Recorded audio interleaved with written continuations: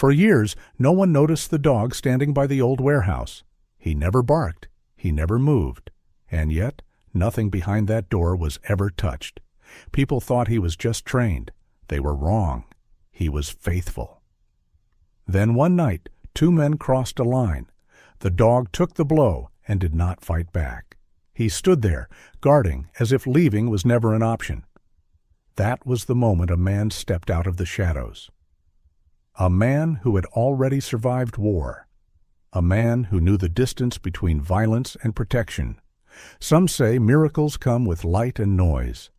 But sometimes God sends them quietly, in the form of a dog who refuses to leave and a man who finally learns he does not have to carry the weight alone. Arroyo Seco, New Mexico, lay beneath a pale, cloudless sky. The afternoon air dry and restless as desert wind carried warm dust and the faint smell of rusted metal along the highway. Briggs stood guard in front of the old warehouse just beyond the road, his body still, his presence firm against the shifting light. He was a German shepherd of strong, practical build rather than ornamental beauty. His frame large and balanced, his black and tan coat muted by sun exposure and fine grit that never fully left the area. His shoulders were broad, his legs straight and planted with quiet authority on cracked asphalt that bore the marks of years, oil stains, shallow fractures, and faded tire tracks. At nearly 6 years old, Briggs was past the impatient intensity of youth. He carried himself with the steadiness of an animal that had learned restraint through repetition, shaped not by comfort, but by endurance. He was not tied to a post. No chain clinked when the wind shifted. No human voice hovered nearby, offering commands or reassurance. Briggs stood where he stood because that was where he had learned to remain. Discipline had long replaced instinct, turning action into habit and habit into purpose. The long nights that formed him, nights without rest, without clear endings, had taught him that waiting was not absence, but duty. His silence was not neglect, it was control. The warehouse behind him belonged to another era. Its corrugated metal walls were streaked with rust that ran downward like dried tears, and the wide loading doors were sealed shut with heavy steel locks, dulled by age. Paint peeled in long strips near the corners, and the building carried the quiet weight of something once useful, now overlooked. Most people assumed it was abandoned, a structure left behind by progress and better roots. Briggs did not share that assumption. He positioned himself with careful intention, standing just far enough from the entrance to see anyone approach, close enough to become an obstacle without needing to move quickly. The wind brushed against his coat, lifting dust that clung briefly before settling again. Briggs adjusted his stance by inches, conserving energy with the efficiency of something trained to last rather than impress. His ears remained upright, angled forward not in aggression but awareness. His eyes, dark and observant, followed movement without chasing it, reading the difference between passing and approaching, between noise and intent. He did not bark at trucks as they thundered past, nor did he react to distant sirens drifting across the city. The world made its noise. Briggs chose not to answer. People passed by without noticing him. Drivers focused on the long road ahead, seeing the warehouse only as part of the scenery, and the dog not at all. A delivery worker slowed once, glanced at Briggs, and decided the animal was someone else's responsibility. Two teenagers on bicycles shouted as they rode past, laughing when Briggs did not respond, then quickly forgot him. Stillness, after all, is easy to overlook. Briggs did not seek attention, and attention rarely found him. Earlier that afternoon, a woman named Sarah Collins walked past the warehouse on her way home from the grocery store.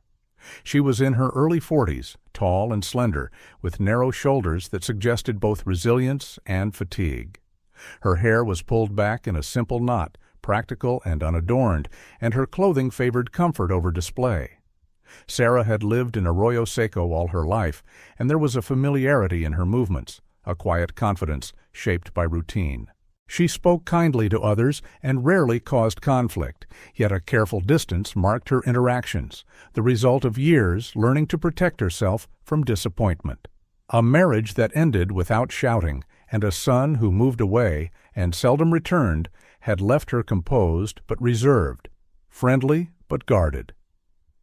She slowed when she noticed Briggs, shifting the grocery bag against her hip. For a brief moment, she considered calling animal control. The thought passed as quickly as it came. There was nothing frantic about the dog, nothing abandoned in his posture. He did not approach her. He did not retreat. Briggs lifted his gaze, met her eyes briefly, then returned his attention to the road as if she had already been accounted for. Sarah felt an unfamiliar sense of ease settle over her, subtle and unannounced. She walked on, later realizing she had passed that stretch of road without the tension she usually carried there. Briggs had taken note of her without effort. He registered the weight of the bags, the unhurried pace of her steps, the absence of threat in her posture. These details did not require thought. They were observed and stored, part of a continuous assessment that never truly ended. Training had taught him that danger did not reveal itself loudly. It lingered, tested boundaries, waited for opportunity. Briggs remained ready without urgency, alert without agitation. As the afternoon wore on, heat radiated from the warehouse walls, and the asphalt beneath his paws warmed steadily. Briggs shifted his weight once, careful not to abandon position. Beneath his thick fur, a pale scar marked his left flank, the result of an old injury sustained during a long-forgotten training exercise. He had not vocalized pain then. He did not acknowledge it now. Pain, like fear, was something to be recognized and managed, not displayed. Time moved around him. Shadows stretched, then shortened as clouds drifted far overhead without offering relief. The wind carried the scent of gasoline from the highway and the metallic tang of aging steel. Briggs remained unmoved. He did not know how many years he had stood watch in different places, only that leaving had never been an option he considered worthwhile. The warehouse stayed untouched. Its doors remained sealed, its walls unbroken. Not because of locks alone, but because something stood there every day, holding position as if bound by an unseen vow.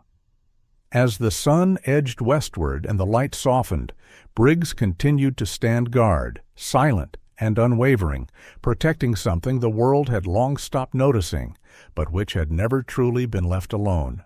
Kyle Benton and Travis Morrow appeared as the sun began to sink, when the heat loosened its grip, just enough for the air to feel deceptive, cooler on the skin but heavy with what lingered beneath it.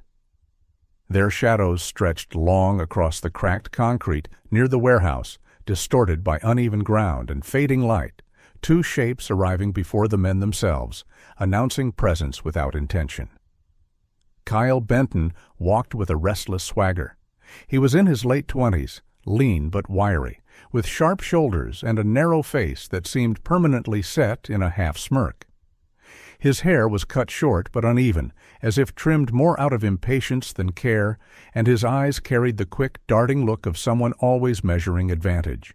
Kyle had grown up drifting between towns like Arroyo Seco, never staying long enough to belong, long enough only to learn how to take without being noticed.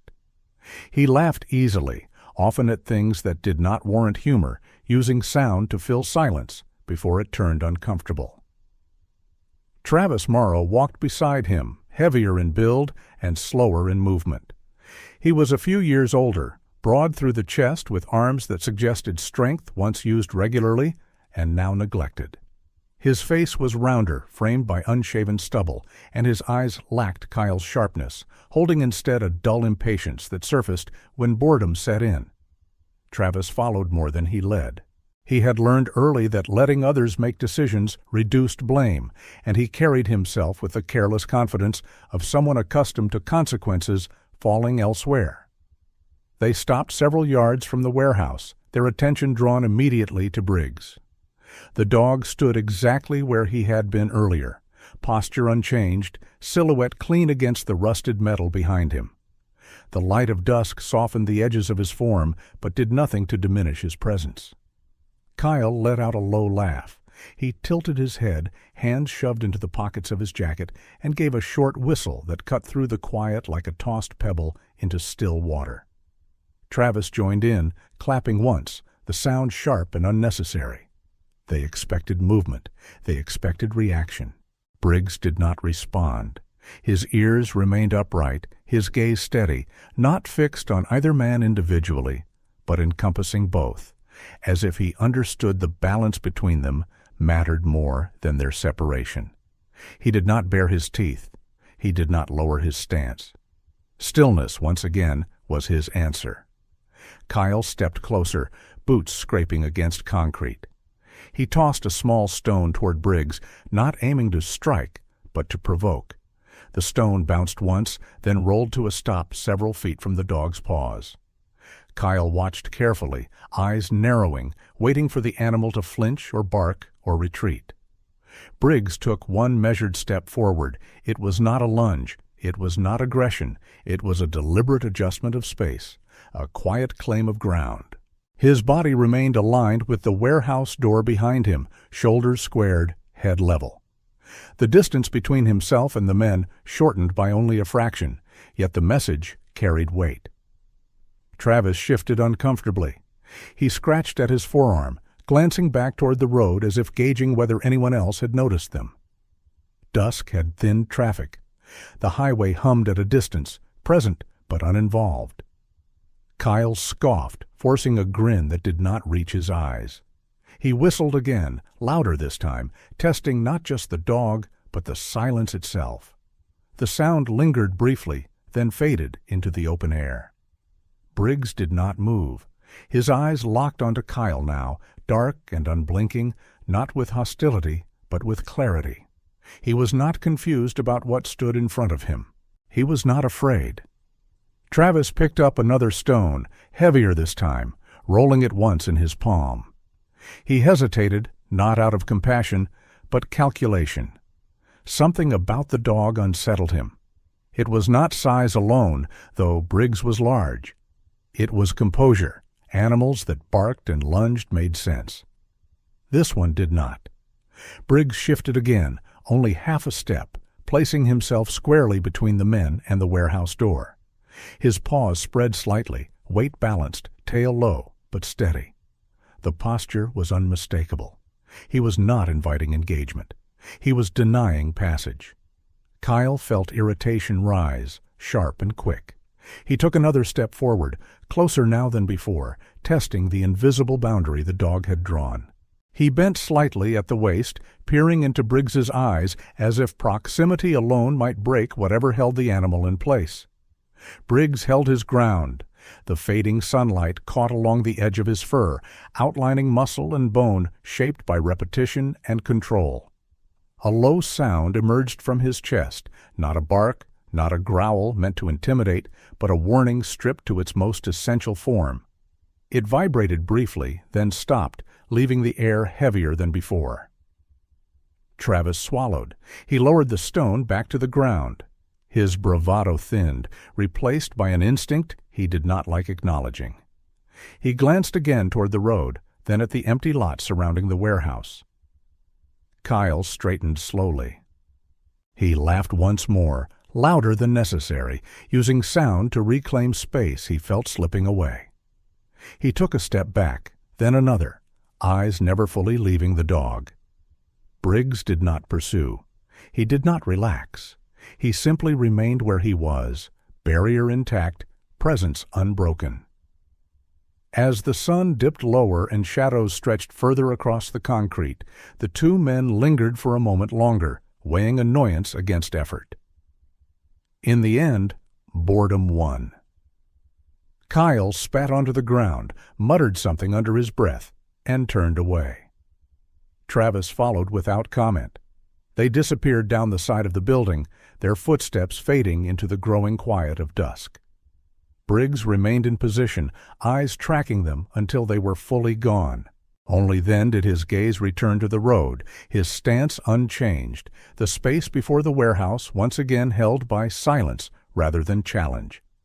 The light continued to fade, and the warehouse stood untouched, defended not by force, but by refusal.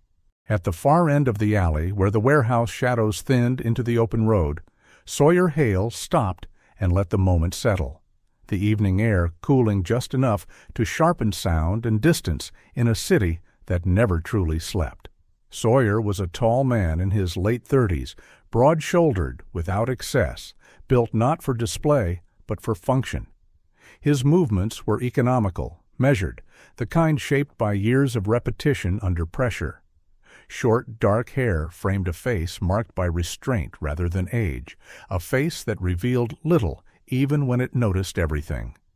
His eyes were steady, gray and alert, the eyes of someone who had learned early that survival often depended on seeing what others missed. He stood with his back straight and his weight balanced, not tense, not relaxed, but prepared in a way that suggested readiness had long ago become his natural state. He did not step forward immediately. He did not need to. From where he stood, Sawyer could see the warehouse, the open stretch of concrete before it, and the dog stationed there like a fixed point in an uncertain landscape. Briggs remained at his post, posture unchanged since dusk had begun to gather, his silhouette clean against the metal behind him. Sawyer watched without curiosity. Curiosity belonged to people who had time to wonder. What Sawyer felt instead was recognition. He measured distance instinctively, not in yards or steps, but in outcomes. The space between himself and the warehouse. The space between the dog and the door. The space that had existed moments earlier between the dog and the two men who had now disappeared from view. Sawyer had seen them leave. He had noted their body language as they turned away, the false laughter, the stiff shoulders, the kind of retreat that did not close a chapter, but delayed it. Sawyer knew that kind of pause well. He had learned distance in places far from Arroyo Seco, in environments where a single step forward or back could redraw the line between living and dying. Those memories did not rush him now. They did not crash into his thoughts or demand attention. They opened quietly, like eyes adjusting to low light, present without urgency. He did not relive events. He cataloged them. Experience, to Sawyer, was not a story, but a tool. The jacket he wore bore the marks of that life. It was a standard U.S. Army OCP camouflage jacket, long-sleeved and well-fitted, its fabric worn but intact, shaped by use rather than neglect. The pattern blended greens, browns, and muted tans, designed to disappear rather than announce. A U.S. Army tape sat cleanly on the right chest, a personal name tape on the left, and a subdued rank insignia rested at the center of the chest. Two large flap pockets lay flat, empty of excess. The collar was folded neatly, the stitching reinforced, the entire garment maintained with the quiet care of someone who respected function over form. It was not ceremonial, it was practical. Sawyer had not planned to stop here. His route home rarely changed, a habit formed during years when predictability meant safety. Tonight, something had altered that route. Not sound, not movement, but a shift in pattern. He had noticed the men before, they noticed him, the way they lingered, the way they tested space with casual cruelty. He had stayed where he was then, watching, waiting. Intervening too early often solved nothing. The dog had solved it instead. Sawyer studied Briggs now with the eye of someone familiar with training and its costs. Briggs was no young animal. The dog's stance carried maturity, restraint, and purpose. This was not a stray guarding territory out of instinct. This was discipline. The way Briggs held his head level, the way he shifted weight without abandoning position, the way his attention encompassed space rather than fixating on threat. These were learned behaviors, reinforced through long hours and longer nights. Sawyer felt something settle in his chest, not sentiment, but alignment. He knew what it meant to stand watch without acknowledgement. He knew the quiet weight of responsibility that came with holding a line no one else saw. He remained still as a car passed on the road behind him, headlights briefly washing over the alley. The sound faded. The city resumed its low, distant hum. Sawyer did not approach the warehouse. Not yet. He did not want to disrupt what was already working. Presence, when applied incorrectly, could fracture balance. He thought briefly of Sarah Collins, the woman he had passed earlier on the street, tall and slender, her posture careful, her expression polite, but reserved. He had noticed her glance toward the warehouse as she walked, the way her shoulders eased slightly afterward. Sawyer had recognized that reaction too. People sensed safety before they understood it. They felt it in absence, in the lack of tension where it was usually expected. Briggs had created that absence. Sawyer shifted his stance slightly, adjusting to the cooling air. He was aware of his own outline, the way shadows shaped him now as daylight receded. In another life, he would have checked angles, identified exits, calculated lines of movement. Tonight he allowed himself to simply observe. Observation, after all, was the first act of protection. The warehouse remained quiet. No doors opened. No lights flickered on. Briggs did not turn his head toward Sawyer, though Sawyer knew the dog was aware of him. Awareness did not require acknowledgement. Trust, once established, often moved without words. Sawyer considered leaving. He could continue on, let the moment pass, return tomorrow if needed. He had learned the value of restraint. Acting too soon often invited escalation. The men who had left would make choices later. Sawyer knew that too. Encounters like the one he had witnessed rarely ended cleanly. They paused, coiled, waited. For now, though, the line held. Sawyer took one step backward, then another, increasing distance without breaking sight. He did not turn his back on the warehouse until the angle no longer offered view. Even then, he paused once more, committing the scene to memory not as an image, but as a configuration of variables. Dog, door, space, time. He resumed his walk, footsteps steady, unhurried. Behind him, Briggs remained where he was, silent and unwavering, the invisible boundary intact as night settled fully over Arroyo Seco. Some watches were loud, others were quiet. Sawyer knew the difference, and he knew which kind lasted longer. Night settled over Arroyo Seco with an uneven quiet, the desert air cooling but sharpening as it moved, carrying dust and the metallic scent of old steel around the warehouse that stood dark beside the highway. The concrete still held the day's warmth, releasing it slowly as shadows stretched longer and thicker, folding the alley into a narrow corridor of intent. Kyle Benton and Travis Morrow came back without laughter, without whistles, without the careless swagger they had worn earlier. Their steps were slower, heavier, each footfall placed with purpose. Kyle moved first, his lean frame tight, shoulders drawn forward, jaw clenched so hard the muscles along his cheek stood out in the dim light. His eyes burned with something that had grown sharper since dusk, not courage, but resentment. Travis followed several steps behind, broader and less certain, his shoulders slightly hunched, his gaze flicking around the alley as if already measuring exits. He looked like a man who knew he should turn back but had followed too many wrong decisions to stop now. Briggs stood where he always stood, directly in front of the warehouse door. His posture had not changed. At nearly 6 years old, he carried the calm certainty of repetition, a body trained to endure rather than rush. His black and tan coat absorbed what little light reached him, outlining muscle and bone shaped by discipline. His ears were upright, eyes forward, attention fixed not on one man, but on the space they occupied together. He recognized the difference immediately. This was no longer testing. This was intent sharpened into action. Kyle closed the distance fast. There was no warning, no sound before the strike. His boot connected hard with Briggs's side, the impact dull and heavy, meant to break balance and provoke collapse. A low growl rose from Briggs's chest, deep and controlled, vibrating once through the night.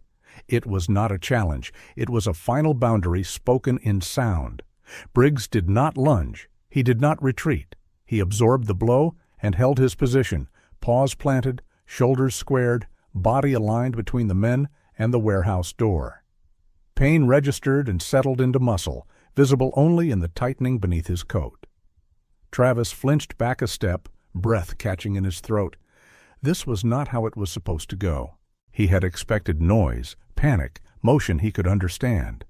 Instead, the dog stood still, eyes steady, growl already fading into a silence that felt heavier than any bark. Kyle lifted his arm again, anger now overriding whatever restraint he had left. The movement was fast but sloppy, driven by impulse rather than thought. He never finished it. Sawyer Hale stepped in with precise timing, entering the space between Kyle and Briggs as if he had always been there. His movement was clean, efficient, his tall frame balanced and controlled. The U.S. Army OCP camouflage jacket he wore blended into shadow, its worn fabric shaped by use rather than neglect. The U.S. Army tape on his right chest and the personal name tape on the left were visible only when light struck at the right angle, a subdued rank insignia resting at the center, unadorned and unquestioned.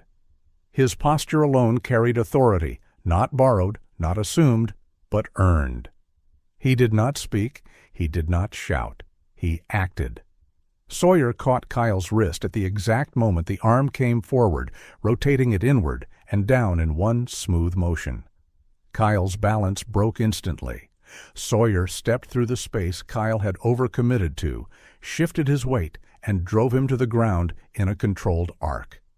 Kyle hit the concrete hard enough to steal the air from his lungs, his breath leaving in a sharp, involuntary gasp.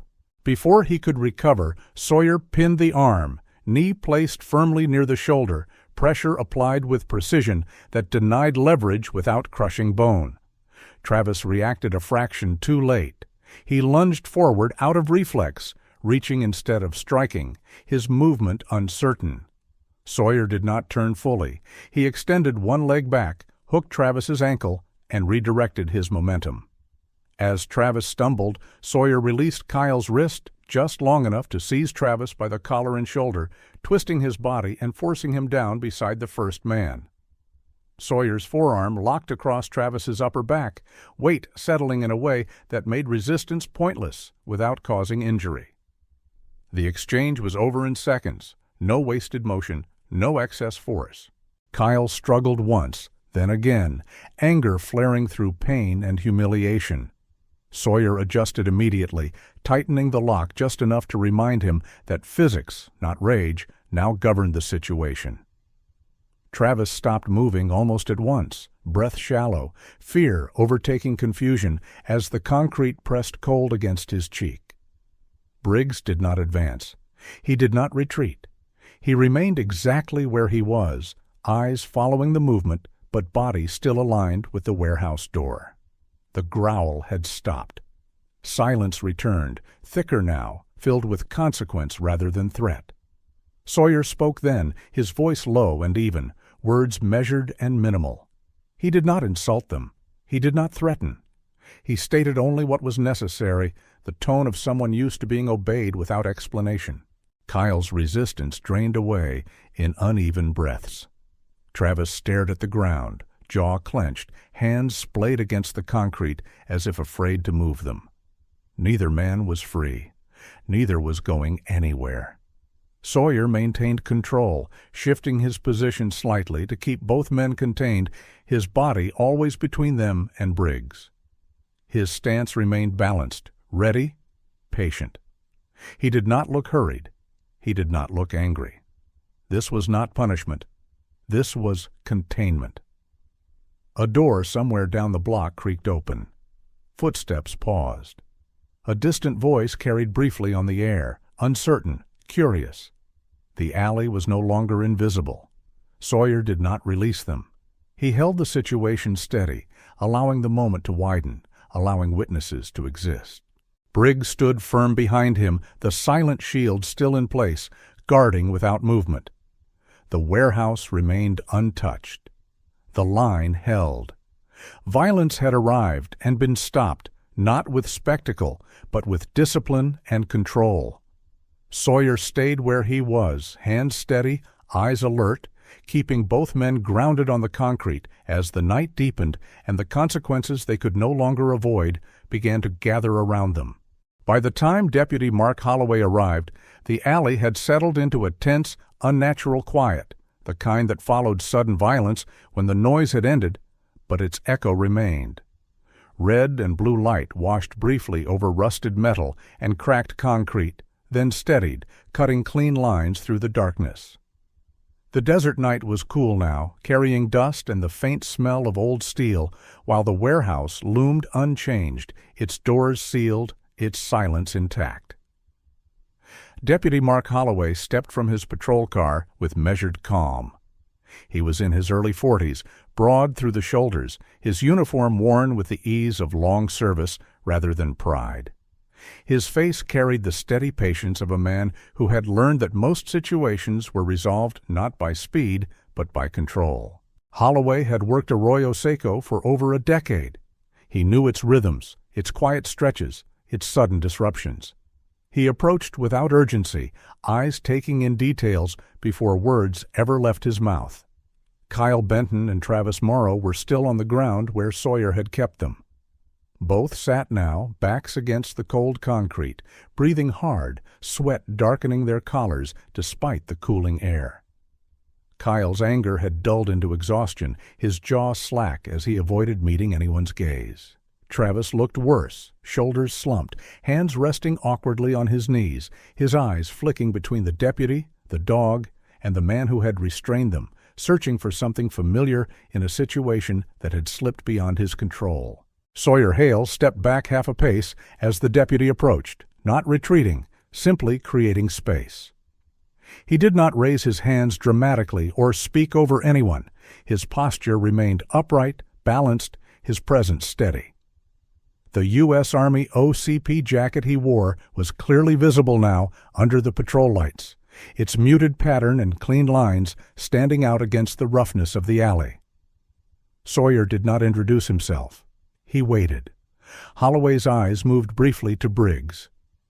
The dog had returned to his position in front of the warehouse door as if pulled by an invisible line, standing square, unmoving, ears alert. His breathing was controlled, his stance identical to what it had been before the violence, before the restraint, before the arrival of authority. To Holloway, who had seen countless guard dogs and plenty of aggressive ones, this was different. Briggs did not posture. He did not perform. He simply stood.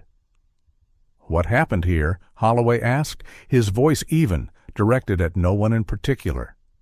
Sawyer answered without embellishment.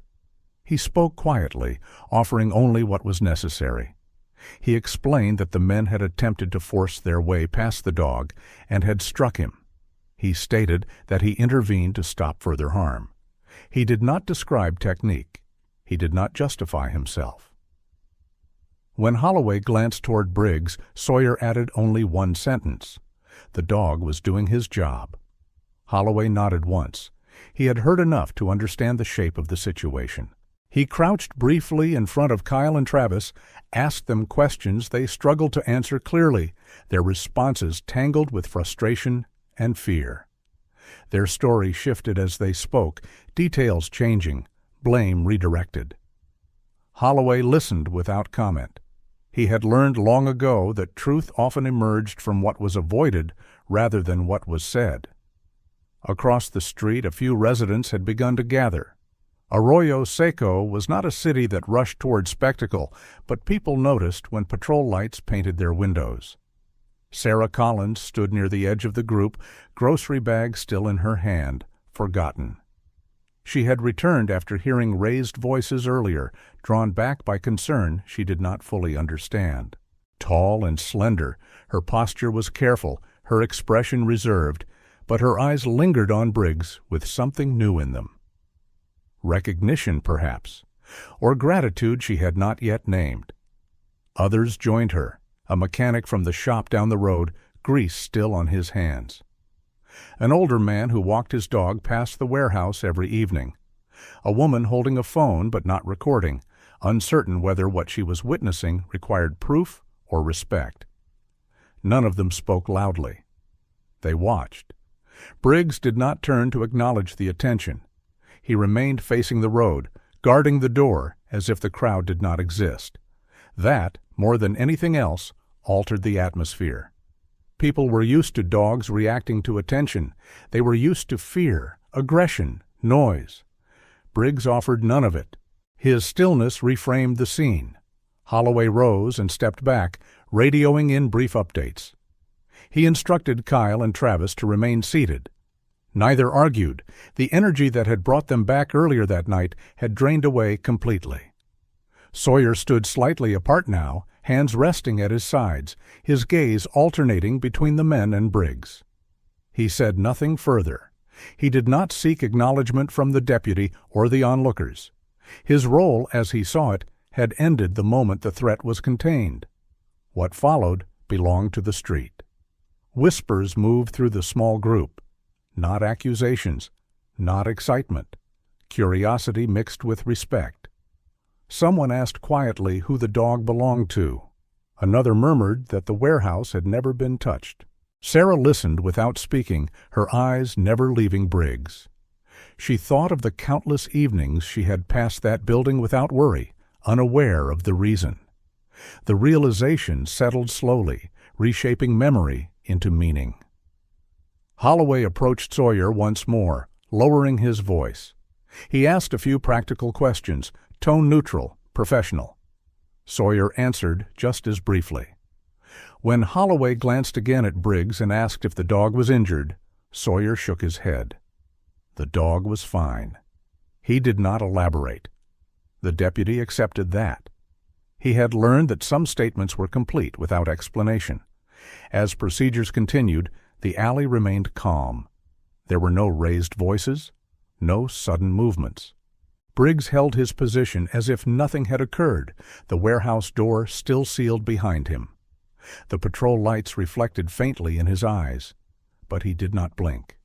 For those watching, something subtle shifted. The dog was no longer background. He was no longer an object to pass by or avoid. He was presence. He was function. He was restraint embodied.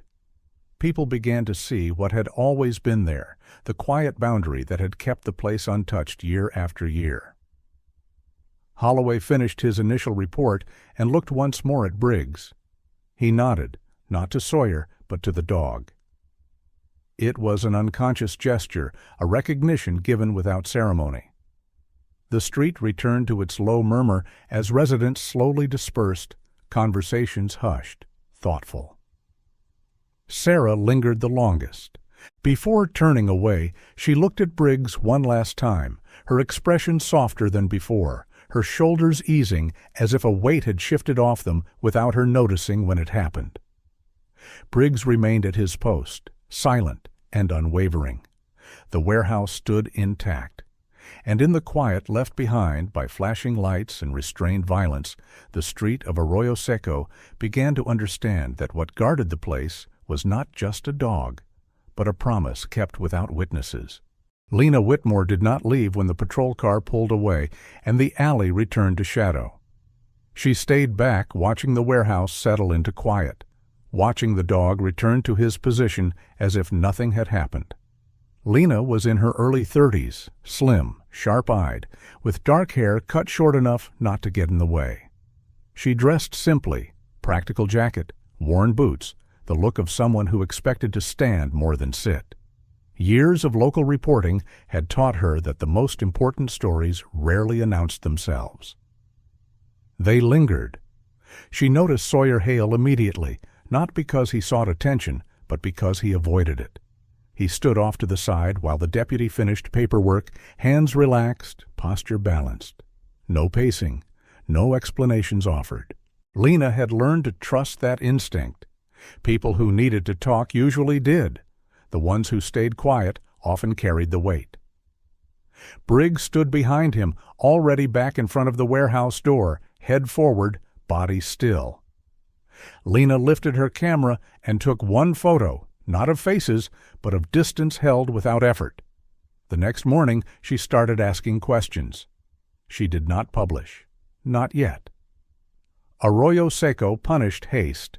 At the sheriff's office, she requested the incident log. Deputy Holloway gave her the basics: tone neutral, careful. 2 men detained, 1 civilian intervention, 1 guard dog injured but still on duty. Holloway mentioned that Sawyer Hale had kept his statement short. Lena wrote that down. Records came next. Old enlistment entries, archived hometown articles, brief mentions of overseas deployments with no detail attached. Sawyer Hale appeared in pieces, never fully. Lena traced timelines, marked gaps. The gaps were long. Those were the years she followed. A veterans association led her to Thomas Reed, a former teammate of Sawyer's. Thomas lived nearby, worked long hours, and spoke even less. He was broad, heavy through the shoulders, hands rough from metal and grease. He did not smile much. When Lena asked about Sawyer, Thomas paused, then said Sawyer had always measured first and moved second. He said Sawyer had never needed to raise his voice. He said when things went bad, people found themselves standing closer to Sawyer without realizing why. Lena asked about Briggs. Thomas nodded once. He said Briggs had not been trained to impress. He had been trained to hold ground. He said Briggs was steady when others were loud, patient when others rushed. He said the dog had stayed beside Sawyer during nights that didn't end cleanly. When Lena pressed for details, Thomas stopped talking. That was enough. Back in Arroyo Seco, Lena watched the street. She noticed how people slowed near the warehouse now, how some glanced toward Briggs without fully understanding the habit. Sarah Collins passed one afternoon, tall and slender, grocery bag tucked against her hip. She paused, looked at Briggs, then continued on with shoulders lighter than before. Lena did not stop her. Observation told her more than questions could. Lena approached Sawyer once, late afternoon, when the light flattened the lot and shadows shortened. She introduced herself quickly, explained what she was working on, and gave him the option to refuse. Sawyer listened, expression unchanged. He said little. He did not deny his past. He did not confirm it. He told her the dog was doing his job. He told her that was all that mattered. Lena nodded and stepped back. Boundaries, she knew, were part of the story. She wrote with restraint. The article did not open with the attack. It opened with the warehouse that had never been breached and the dog that never left his post. She described discipline without naming medals, service without spectacle, a man who stepped in when needed and stepped back when it was done. She wrote that some protection was invisible until the moment it failed. The piece spread quietly. Not viral, not loud. It moved through the town the way recognition does, person to person. People shared it with short messages. That's the dog. That's the place. I pass there every day. Briggs did not change. He stood where he had always stood, body aligned, attention forward. If he noticed the attention, he did not show it. The work had not shifted. The reason had not changed. Lena returned once more after publication, standing across the street, notebook closed. She understood then that the story was not about revelation. It was about pattern. A man and a dog shaped by silence, continuing to hold a line long after no one was watching. As evening settled over Arroyo Seco, the warehouse doors stayed closed. Briggs remained at his post, and the story behind the silence moved forward, not loudly, but steadily, the way it always had. The article did not explode across screens or vanish within a day. It moved the way stories used to move, slowly, deliberately, passed from one person to another with short comments and longer pauses. In Arroyo Seco, people read it over morning coffee, on lunch breaks, late at night when the house was quiet. They recognized places before they recognized names: the warehouse, the road, the dog that had always been there. Lena Whitmore's words did not tell them what to feel. They allowed room. She wrote without spectacle, without labels heavy enough to flatten meaning. She described discipline as habit, service as something that followed people home, whether they wanted it to or not. By the time readers reached the final lines, many realized they had been living beside the story for years without seeing it. The change did not arrive all at once. It began with small gestures. A bottle of water left near the edge of the lot, placed carefully so it did not interfere with Briggs's line. A paper bag with food set down quietly, no note attached. People did not linger long when they stopped. They glanced at Briggs, nodded once, and moved on. Gratitude in Arroyo Seco rarely announced itself. Briggs accepted none of it directly. He remained at his post, body aligned with the warehouse door, posture unchanged. He did not approach offerings. He did not look toward the people who left them. At nearly 6 years old, his focus had narrowed to what mattered, and distraction did not belong to that category. If Sawyer noticed the growing signs of care, he did not comment on them. He adjusted only what was necessary, ensuring nothing interfered with the work. Children were the first to stop openly. After school, they gathered at a distance, backpacks slung low, voices quieter than usual.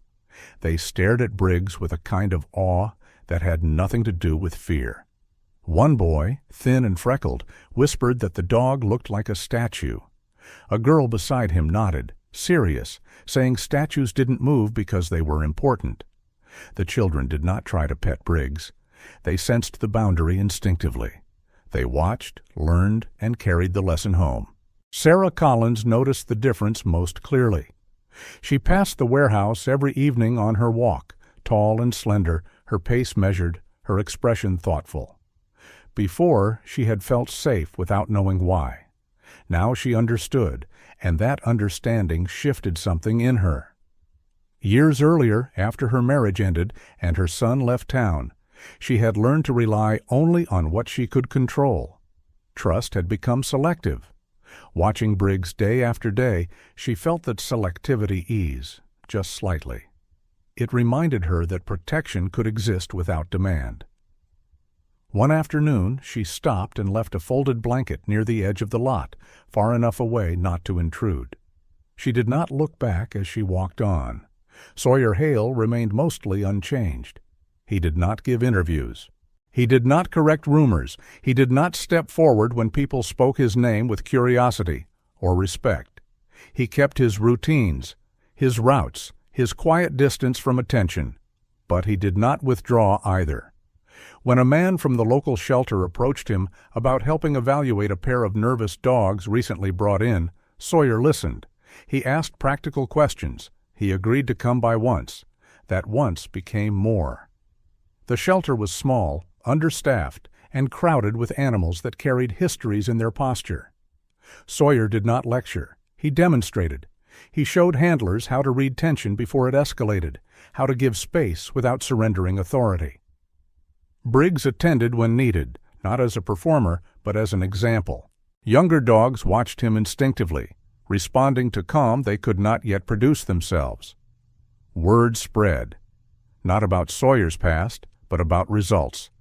Dogs that had been deemed difficult became manageable. Handlers grew more confident. Sawyer accepted invitations carefully, never committing beyond what he could sustain. He did not frame his involvement as charity or leadership. He treated it as responsibility, one more line to hold. For the first time in years, Sawyer stayed. He did not move on after a few weeks. He did not treat Arroyo Seco as a temporary stop. He fixed small things around the place he lived, adjusted routines to the town's rhythm. He learned names. He remembered faces. The distance he kept was still there, but it no longer functioned as a wall. It was a boundary people learned to respect. Briggs remained constant. Whether the lot was empty or watched, he stood before the warehouse door, posture unwavering. If the attention changed him, it did so only in subtle ways, a steadier breath, a patience deepened by recognition. The work had not shifted. Only the awareness of it had. Lena Whitmore observed all of this without writing about it immediately. She knew when a story had finished speaking for itself. She took notes anyway, understanding that some chapters were meant to be documented later when perspective had caught up to meaning. She watched Sawyer laugh once, quietly, during a training session when a dog finally settled after weeks of tension. She saw Briggs turn his head briefly toward a child who waved, then return to his line. Evenings in Arroyo Seco grew softer. The warehouse remained untouched. The street felt different, not safer in a dramatic way, but steadier, as if something unreliable had been replaced with something dependable. People did not speak about it often. They lived with it. Sawyer stood one night at the edge of the lot, watching Briggs as the sun dropped low. For the first time in a long while, he did not feel the urge to leave before attachment formed. The town did not ask him to stay. It listened instead. That was enough. Briggs held the line as always. And around him, a town that had finally learned to see, learned something else as well. Protection did not always arrive loudly, but when it did arrive quietly, it was meant to last. The new training yard opened to a wide stretch of sky, the air clear and expansive, the kind that made distance feel honest and time feel negotiable. Briggs ran the perimeter with controlled power, his stride smooth and efficient, black and tan, cutting across pale ground in clean arcs. He was older now, nearly 7, but strength had not left him. It had reorganized itself, traded reckless speed for endurance and precision. His ears stayed upright as he moved, attention forward, awareness wide. This was not a performance. It was familiarity reshaped into motion. Sawyer Hale stood at the edge of the yard with his arms folded across his chest, boots planted, posture relaxed in a way that had taken years to learn. He watched without urgency, without. The lines in his face had softened, not erased, simply loosened, as if effort once spent holding something back had been released. He did not call out commands. He did not correct what did not need correcting. He allowed the work to happen. The yard itself was modest, fenced but open, built through small donations and steady labor. A man named Carl Bennett leaned against the gate, hands in his pockets, observing quietly. Carl was in his late 50s, tall and thin, his hair silvered early by a life of long hours and careful responsibility. He had overseen the project from the beginning, preferring coordination to recognition, and now watched with the quiet satisfaction of someone seeing function take shape. He nodded once at Sawyer, a gesture of shared understanding, then turned back to the dogs. Several handlers moved along the far side of the yard, guiding younger animals through basic drills. A woman named Maria Lopez adjusted a leash, her movements confident, her voice calm. She had worked with dogs most of her adult life and carried patience the way others carried tools. She watched Briggs with interest, noting the economy of his motion, the absence of excess. There was something instructive in that, even without explanation. Sawyer did not circulate. He stayed where he was, present without hovering. Over time, people had learned that when he spoke, it was worth listening. When he remained silent, it was intentional. That balance had changed the way the yard functioned. Noise had decreased. Focus had increased. Briggs completed his run and slowed to a steady trot, then to a walk, breath even, posture still aligned. He stopped near Sawyer without looking for praise. The work was finished because it was finished, not because anyone declared it so. Sawyer lowered his arms and reached down briefly, resting his hand against Briggs's shoulder, checking muscle and breath with the familiarity of routine. The dog leaned into the touch for a moment, then straightened again. The sun shifted, lowering toward the line where the town met open road. Light stretched longer, softer, flattening shadows across the yard.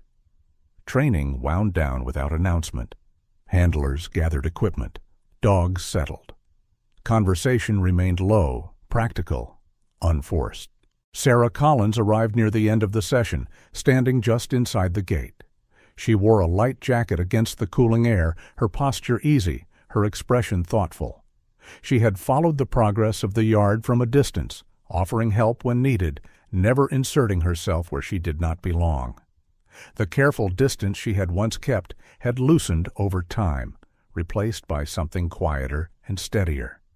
She watched Briggs cross the yard once more, then shift back toward Sawyer, and felt a familiar sense of reassurance settle in her chest. She did not interrupt. She did not need to. As evening deepened, the yard emptied. Sawyer remained behind, sitting on the low concrete step near the fence. He rested his forearms on his knees and let the quiet arrive fully. Briggs approached and lowered himself beside him, the movement unhurried.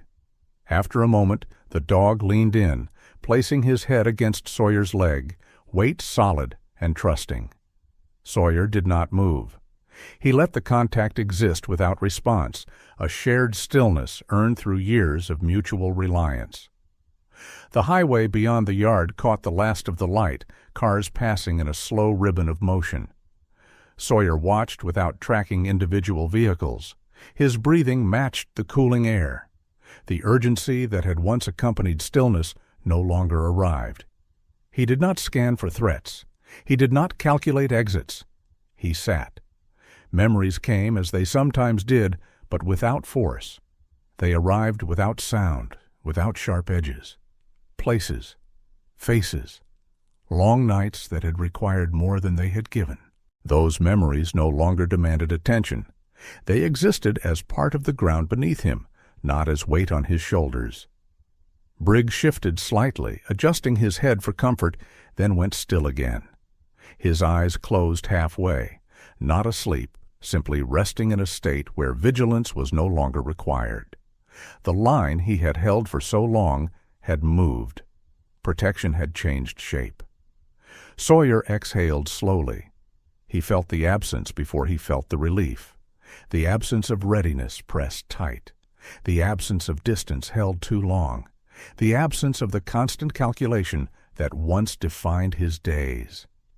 What remained was presence, uncomplicated and sufficient.